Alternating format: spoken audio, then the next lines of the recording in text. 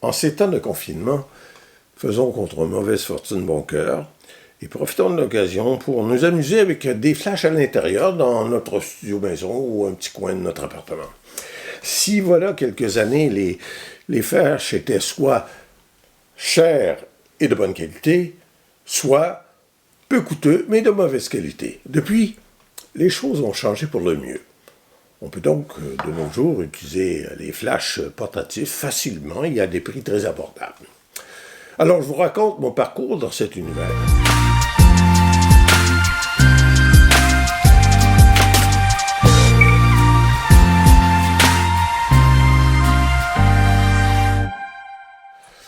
Bonjour et bienvenue sur ma chaîne YouTube. Je vous invite à vous abonner à ma chaîne et à partager cette vidéo. Depuis une dizaine d'années, je pratique sérieusement la photographie à titre d'amateur autodidacte, avec tout ce que ça veut dire d'essais et d'erreurs.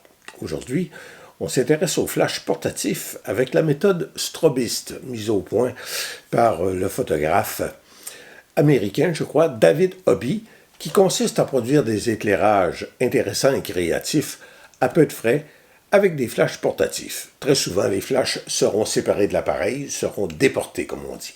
On appelle aussi ces flashs des flashs Cobra ou des Speedlight. Lorsque j'ai commencé à m'intéresser à l'utilisation du flash, voilà 7 ou 8 ans, le marché offrait pas tellement de solutions économiques. On avait le choix entre le matériel pro, donc cher, ou du matériel chinois, pas très cher, mais pas très fiable. Je me suis acheté un flash bas de gamme, un YN Yugno 460, qui fonctionne encore. Ça valait moins d'une cinquantaine de dollars.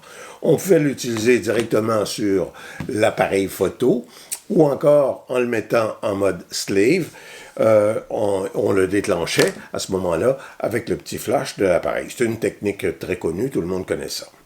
Il y avait aussi sur le marché, ça commençait, des systèmes de transmetteurs-récepteurs par infrarouge. C'était des produits chinois, pas très chers, ça fonctionnait coup-ci coup-ça, ça fonctionnait quand ça voulait. Ça a été une expérience plutôt frustrante et un peu compliquée pour rien. Je me suis dit que c'était le temps de regarder des produits plus sérieux. J'ai donc acheté un produit Canon, le haut de gamme, le 580EX2. Le haut de gamme, à l'époque, il n'y avait pas de récepteur radio à l'intérieur, ça valait quand même environ 500 $. Et ça dépendait encore d'un système de radiotransmission. Alors j'ai acheté 2 Pocket Wizard, environ 200 $ pièce. Malheureusement, peu après que j'ai eu acheté ce système-là, Canon a annoncé et lancé son flash 600EX RT avec son transmetteur radio ST-E3RT. Donc, j'ai vendu le 580EX et les Pocket Wizard, j'ai acheté un Canon 600 et il fallait tout de même acheter le transmetteur de Canon 350 $. Ce transmetteur permettait de contrôler plusieurs flashs à distance, donc ça permettait d'avoir des visions d'avenir. J'ai pas eu très longtemps ce système parce que j'ai découvert le système Yugno qui faisait essentiellement la même chose pour une fraction du prix. Alors forcément, j'ai vendu pour m'acheter des flashs Yugno et le contrôleur Yugno à 50 $. Le Y560TX permet de contrôler 6 groupes de flash et les flashs Yugno 3 et 4 coûte environ une centaine de dollars à peu près. Alors, quand mon système a été monté, j'avais 5 flashs et le contrôleur. C'est quand même très agréable de pouvoir contrôler nos flashs à distance. Il n'y a pas de fil qui traîne à terre. On peut modifier la puissance de chacun des flashs individuellement. On peut aussi, dans le cas de Yugno, modifier le zoom des flashs. Vous savez qu'un flash peut donner un éclair très étroit comme ça, ou très large comme ça dépend de la situation, ça peut être très très intéressant. Quant à moi, j'ai utilisé ce système avec grand plaisir pendant quelques années. Alors après un certain temps, tout à coup un flash demeure figé à pleine puissance.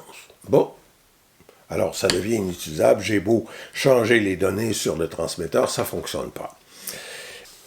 Puis un an plus tard, un deuxième flash qui se met à figer à 100%, le même problème.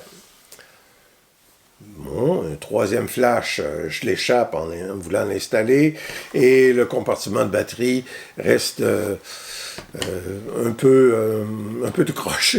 Il marche encore, mais disons que c'est pas fiable, beaucoup. Et enfin, au moment où j'essaie d'en installer un autre sur un stand, la connexion me reste dans les mains, alors c'est plus utilisable. Où j'avais un contrôleur et 5 flashs, je n'avais plus que 2 flashs ou un flash et demi opérationnels. Alors je me suis posé la question, est-ce que j'achète un flash Yugnuo ou je regarde ailleurs? J'étais tenté de regarder ailleurs. Et j'ai regardé du côté de Godox. J'ai pris mon temps, j'ai essayé de comprendre le système Godox, parce qu'ils ont une grande variété de produits. J'ai acheté le contrôleur X-Pro C, c'est pour Canon, il l'a pour Nikon, il l'a pour Fuji, il l'a pour Sony, et un flash TT600. Alors les deux ensemble, 85$ environ pour le contrôleur, qui peut contrôler jusqu'à 5 groupes de flash différents, et un flash TT600 pour environ 85$ aussi. Les deux, 170$, et je commence un système. C'est vraiment une aubaine. Personnellement, je n'utilise jamais la fonction TTL, True to Lens, c'est-à-dire quand le flash détermine lui-même la quantité nécessaire de lumière pour un sujet. Si vous l'utilisez, il faudra payer peut-être un peu plus cher, peut-être 125-140$ dans ces eaux-là. Un des grands avantages, c'est que le contrôleur Godox contrôle tous les flashs de la compagnie. Il y a beaucoup de produits Godox qui vont tous répondre à ce transmetteur. C'est extrêmement intéressant. Ce transmetteur n'arrive pas à modifier le zoom du flash. Il faut le faire manuellement, aller au flash, le changer. De plus, on peut acheter ce petit truc pour rendre les flashs d'une autre compagnie compatibles avec notre système, mais ce petit gadget, moi, je n'ai pas réussi à ce qu'il varie l'intensité de la lumière. Il fait seulement déclencher le flash. Ça a été une petite déception de mon côté. Donc, pour l'instant, outre mon contrôleur Godox, j'ai 2 flashs Godox TT600 et un récepteur. En conclusion, vous avez quand même le choix entre 2 systèmes. Les deux abordables. Le Yugnuo est moins cher un petit peu. Plus difficile à trouver, vous allez le trouver sur Amazon, sur eBay un peu probablement, pas très cher. Et là, il y a un inconnu, quand mon flash va-t-il me lâcher? Quand va-t-il bloquer à 100% de sa puissance? Et il y a une gamme de produits moins développés chez Yugnuo. D'un autre côté, vous avez la firme Godox, une firme chinoise aussi, qui a une grande variété de produits. C'est ce qui m'a séduit chez eux. On peut commencer à monter un système et faire évoluer notre système au fur et à mesure que nos moyens nous le permettent ou que nos besoins évoluent. Ce contrôleur-là contrôle tous les flashs de la compagnie. Le prix est abordable. La disponibilité aussi. La plupart des marchands de photos, vos boutiques photos, tiennent les produits Godox. Alors, à vous de choisir entre Yugnuo et Godox. Quant à moi, j'ai fait mon choix. Histoire d'explorer mon nouveau système de flash avec communication radio de Godox, j'ai décidé de faire quelques photos de cette batterie miniature célèbre, iconique, batterie de Ringo Starr, des Beatles évidemment. Alors, j'ai un premier flash A ici avec un gel de couleur orangée. J'ai un deuxième flash Godox, lui aussi avec un gel bleu. Et enfin, un troisième flash à l'arrière avec monté sur un récepteur Godox, c'est un flash Yugnuo, qui lui va éclairer le fond avec un gel jaune. Alors, on va vérifier tout de suite si ça fonctionne. Alors, voilà, ça a fonctionné, je crois bien.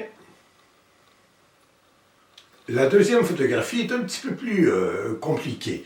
on fait appel à la technique de l'exposition multiple. La caméra permet de prendre jusqu'à 9 photos, 9 prises de vue sur la même photo. Les prises de vue se superposent, ce qui peut créer des effets très intéressants.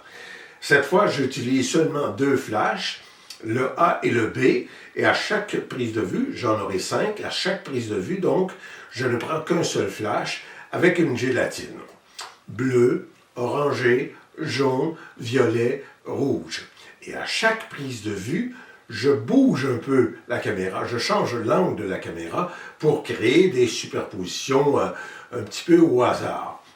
J'espère que cette vidéo vous a plu. Si oui, vous me mettez un pouce, c'est encourageant. N'hésitez pas à vous abonner à la chaîne, partager la vidéo. Je vous remercie de votre attention et je vous dis à la prochaine. Au revoir.